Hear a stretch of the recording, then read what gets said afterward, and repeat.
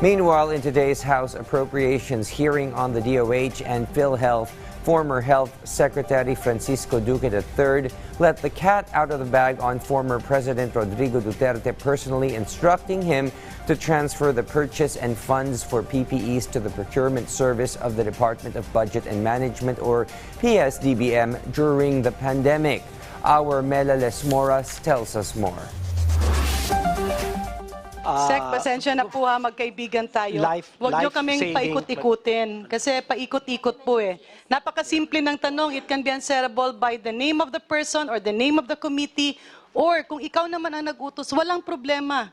The current and former secretaries of the Department of Health faced one another during today's hearing of the House Committee on Appropriations on the agency's budget utilization over the past years and their COVID-19 response. At the very beginning, former Health Secretary Francisco Duque III immediately defended himself and maintained that the transfer of over 41 billion pesos of the DOH to PSDBM for the purchase of COVID-19 supplies was necessary and legal despite facing graft charges over it.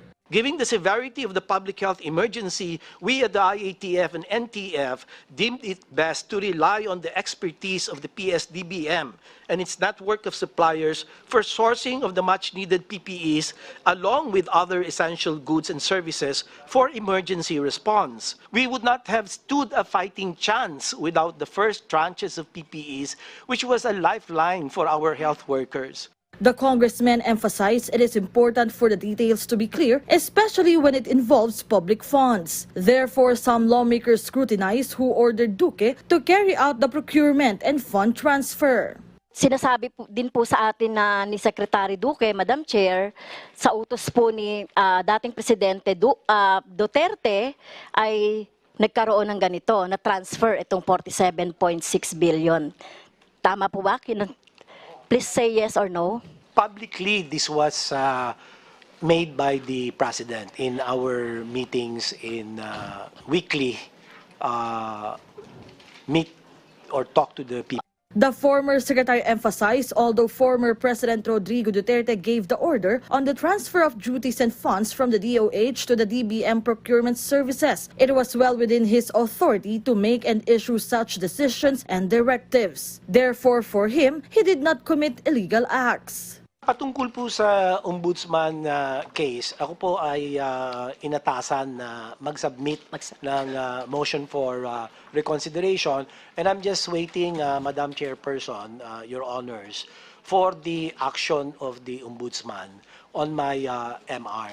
So everything, my legal team has already submitted all the documents to support and counter the baseless allegations that were filed against my person. Meanwhile, current and former officials of the Philippine Health Insurance Corporation, or PhilHealth, also attended the hearing. One of the issues lawmakers brought up was the excessively high cost of COVID-19 testing in 2020. But the agency responded the high price was due to inadequate supply at the outset, but eventually dropped multiple times as time went by. As of April 14, 2020, the price was 8,150 pesos.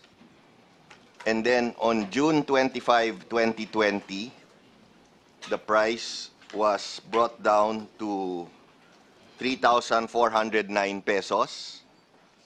And then on November 30, 2021, the price was brought down to 2,800 pesos. And then on May 26, 2021, the price was further reduced to 2,287 pesos.